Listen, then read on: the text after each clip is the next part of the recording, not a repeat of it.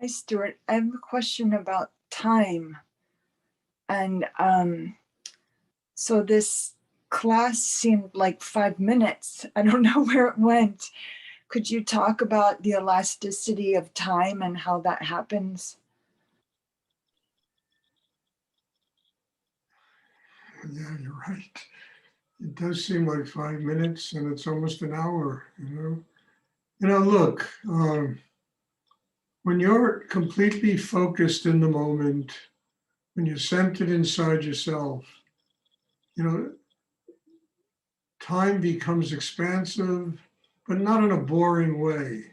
It means that every second and every moment that you're alive, you can use your time creatively.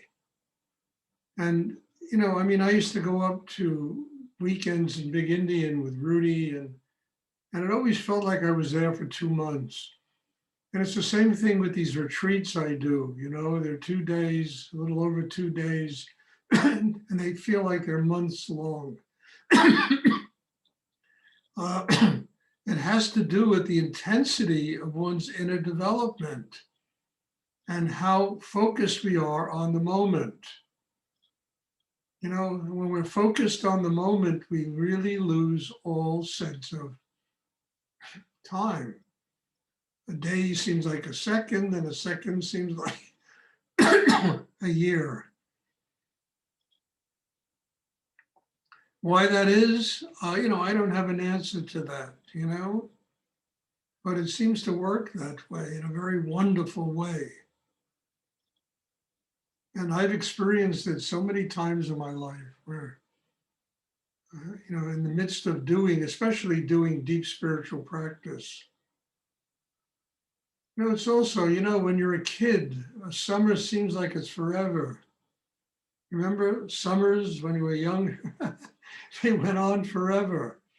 You get older in the summer, in 2 blinks of an eye, it's over with.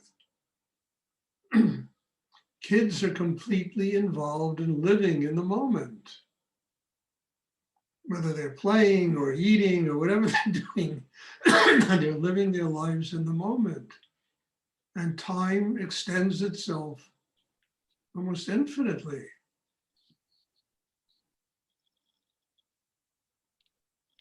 And, people have lost that kid in them, that innocence, that experimental nature, that willingness to try things, that ability to live their life in the moment.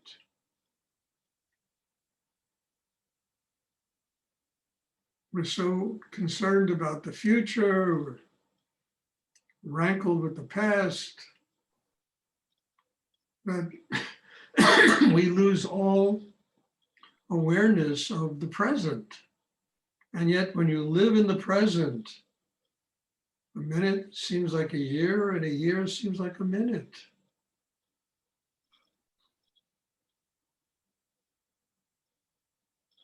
And in many ways, we transcend time when we do that. Our consciousness goes above, the limitations of time. And when you're building an inner life, the whole point is to ultimately get free of time. Time, is a creation of the human mind. And once we get the mind focused and centered and connected with spirit, which is infinite in the universe, time diminishes. It really is another aspect of Maya, of illusion.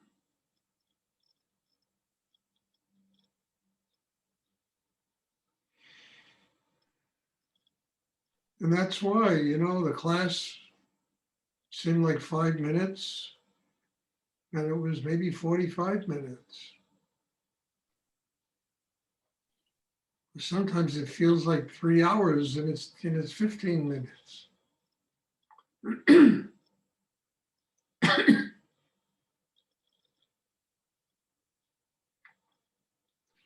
I think the essence of this is the ultimate realization that time is an illusion. that's manufactured in the human mind. And our work is to get free of it, to be connected to the infinite, to what's eternal in the universe. And that transcends time.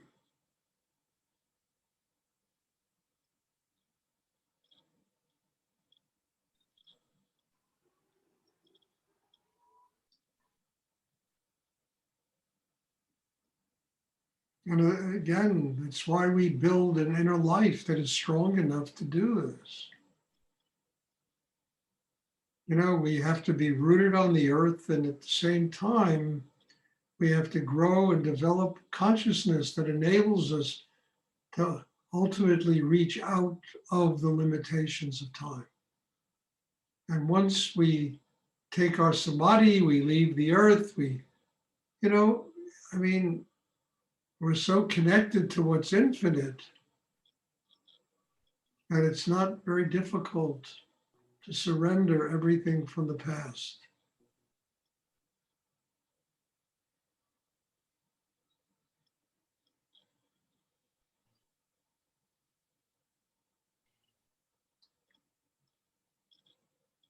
I hope this is clear. I know this is a little esoteric. Try to keep it as grounded as I can, but I think it's a really important subject. It's a subject that I don't think anyone on the earth can grasp in their head. Even Einstein one day just shrugged his shoulders and said, "It must be God. What do I know?"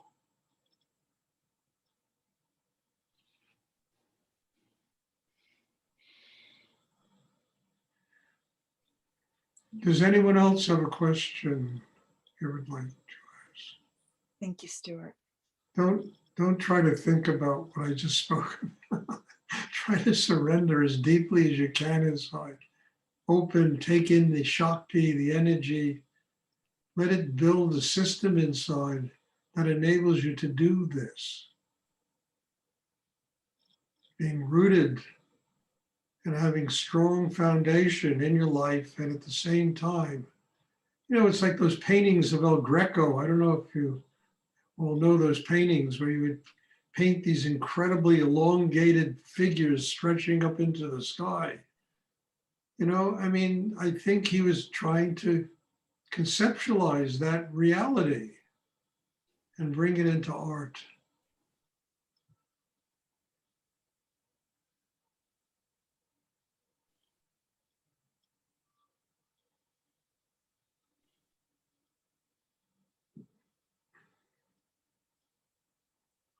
Does anyone else have a question they would like to ask?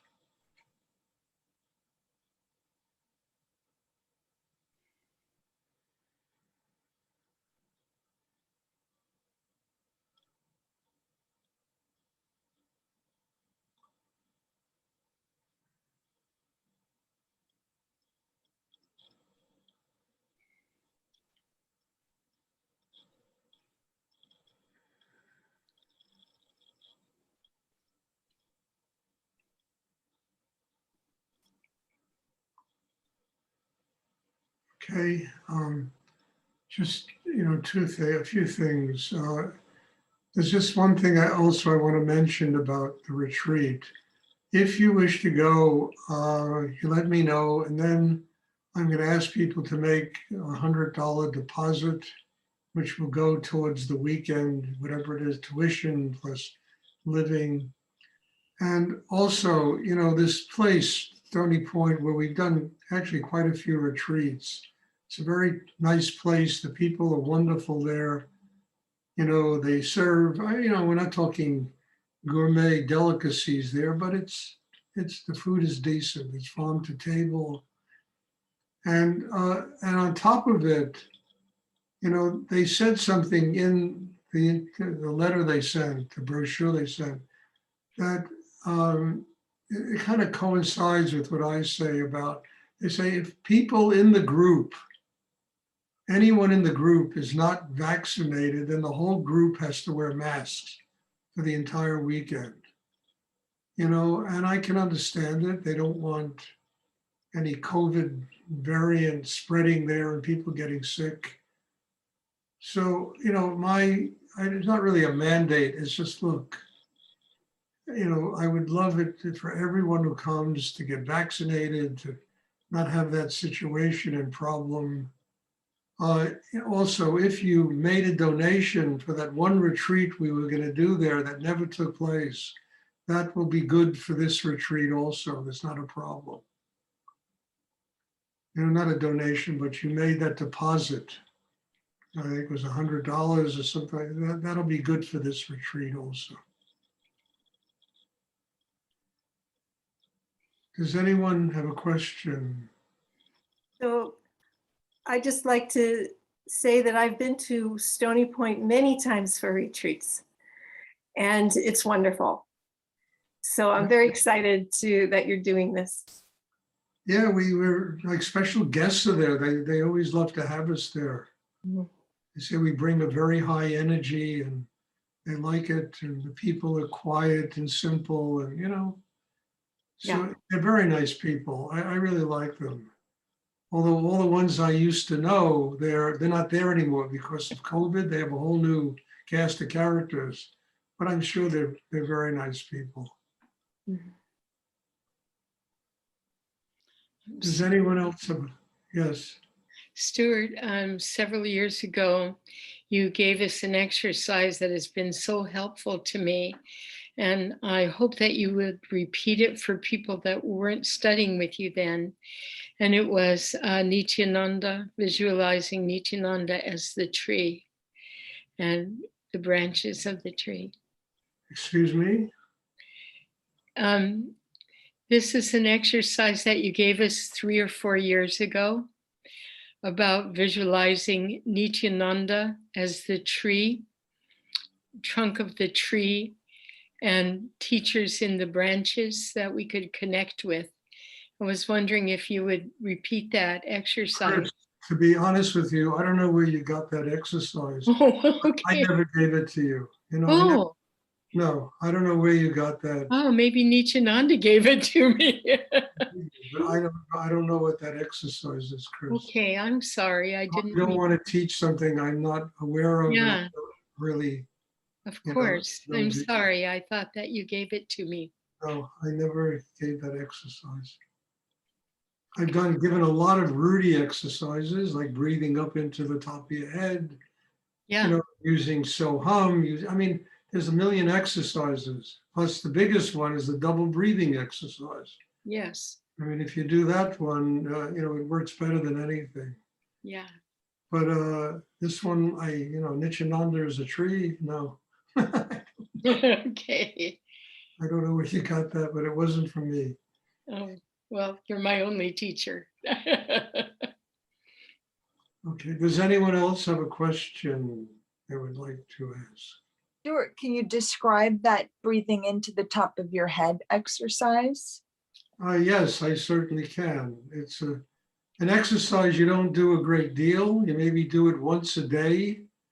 And in the middle of like a meditation session that you're doing, whether it's in class or at home, you take a simple breath into the top of your head. That will open the crown chakra. And then you can visualize seated in full lotus position, the image of your own astral being, or the image of a Buddha, or the image of meditation, teacher, guru, sitting in a state of deep meditation.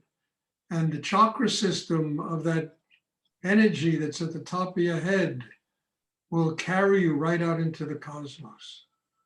It'll enable you to go and contact energies that are very profound and energies that are infinite in the cosmos.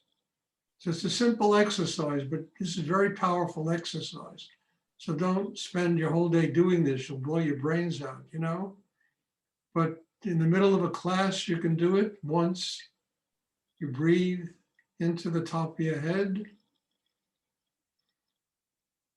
And then just visualize your own astral being sitting in lotus position there, or a teacher, Rudi, Nityananda, myself, and and allow your soul force to move through the chakra system of that visualization and come out the crown chakra and allow it to flow into the universe. It will connect you with what's infinite in the universe. If it fails the first dozen times, don't worry about it. It takes practice and you have to learn how to do it. But it's an exercise I learned from Rudi. It's a very powerful exercise and an exercise that works in a really profound way. There are other exercises he taught about the heart chakra and how to surrender, negative psychic tension and other things, which come. But this one to the top of the head is really a profound exercise. And as I say, don't do it like 20 minutes in a row. You do it once.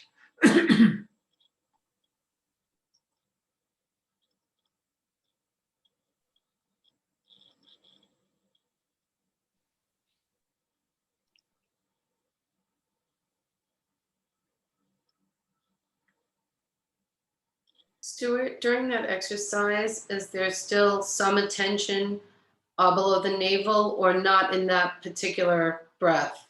No, you keep 90% of your attention below the navel. Understand? It's not the mind that's going to go into the cosmos. It's the soul that will go into the cosmos. I mean, look, I just want to ask you all, 90% of what I teach, don't try to understand. Don't try to rationalize it, figure it out. Just it's energy, it's pure energy. It's there to nurture you, it's there to give you a deep inner life. It's there to truly give you that, connection, it's like, that whole thing of the tree of life, where the seed of the tree is in the third chakra. And then that tree, maybe that's the exercise, Chris, but it had nothing to do with Nityananda. The tree grows inside you. Yeah. And its branches extend endlessly into the cosmos. Yes. That's an exercise that I do. Mhm. But I don't visualize Nityananda. I don't want to turn Nityananda into a tree. Yes, I think that's a very good exercise. You visualize the seed of the tree in the hara, Mhm. and then you let that grow, and the chakra system becomes like the tree of life. Yeah. This is a very Islamic thing also, the tree of life. You see it in so much Islamic art. Sufi thing. Mhm. Kabbalah too. Yeah, thank you.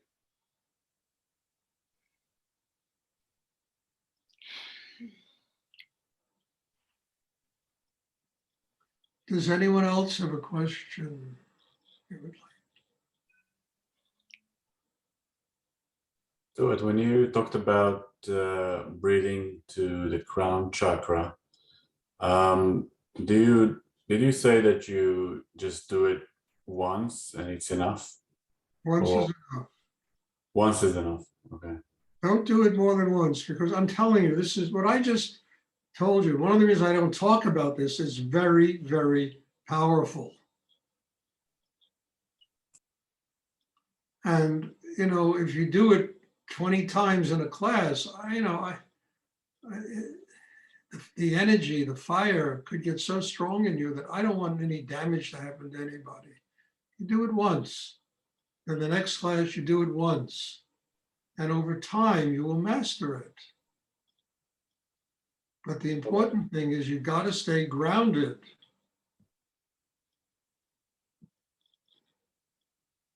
You have to stay grounded because these energies are really powerful. So, stuff like LSD and ayahuasca and all this DMT, this is really dangerous stuff because it activates the same channels but there's no grounding inside people. And that energy is so powerful, it can just, blow somebody's head right off their shoulders. So just, everything has to be done in moderation. Mhm.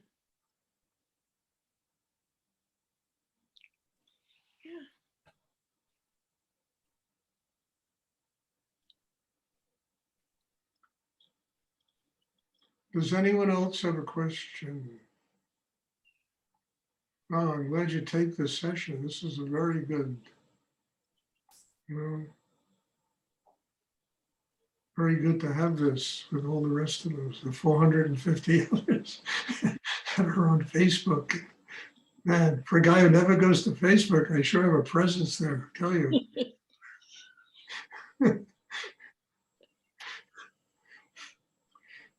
Does anyone else have a question they would like to ask?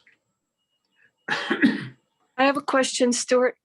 Yes. I have a friend client that comes and sees the pictures of you in the house and asks about the meditation, and I said, well, go to the website because I think some of your things are posted there. And I just, the recordings are posted there, right? Yeah, they can go to the recordings. Right. Now, also, I had gotten a copy, in Tony's email, a couple of the recordings via, you can link here to here. So I wanted to ask, it's okay to just send her to the website or send her one of the recordings of class and check it out before she contacts you. Christine, that's what they're for. Okay. It's better that they go to my website, they go to those recordings, those videos, and learn a little bit about this and see if this is for them, Yes. That's what all those, there's 450 of them, I think, something like that, on, that people can go to. And the purpose of those things is it's like an education. People can go and listen to these things. And I get people, all the time that email me, text me. I went and saw these videos. My God, I really identify with what you teach, and all the time I get emails like that. So those, they're not, breaking the internet in viewership, but they are attracting people who do have interest, I just wanted to make sure, and then if she's interested beyond that, she can contact. She can get in touch with me, and I'll arrange for her to learn the breathing exercise. Okay, thank you. You're welcome. And, just to add to that, it's good to get new students. It's good for people to come and do this. It brings a whole new energy, a new vitality to the class. I think it's a very good thing. And I'd like to just end this with, look, people I have been like shocked this week at the gratitude that has come to me from people and the donations they're making to help me live my life. And I can't tell you how grateful I am, to see people supporting what I do. I was kidding around. It's either that I got to open another art gallery, or at this point in my life, I don't see how I can do that. And it makes me very grateful that people care, that these classes are possible, that this internet thing is taking place, this Zoom thing is taking place. And I just want to express my thanks to all of you. It's just really touching to me, and it really touches me deep inside to see that kind of gratitude in people. And honestly, it's more than ever now, Mm-hmm. right now. And I'm just very grateful. Something's working here. Something is really working here. And I'm very grateful to all of you. I'm grateful, as I say in every class, your presence is here. Your presence is demanding that I talk about breathing up into the crown chakra exercises and all kinds of things like that. And I think that, hopefully everyone's benefiting, and I certainly am benefiting from this. So God bless you all. Thank you. And there'll be a class tomorrow evening. I'm looking forward to seeing everybody. Thank you, Thank Stuart. you, Stuart. God bless you. Thank you, so much. Stuart. Thank you, Stuart. Good night. Good night.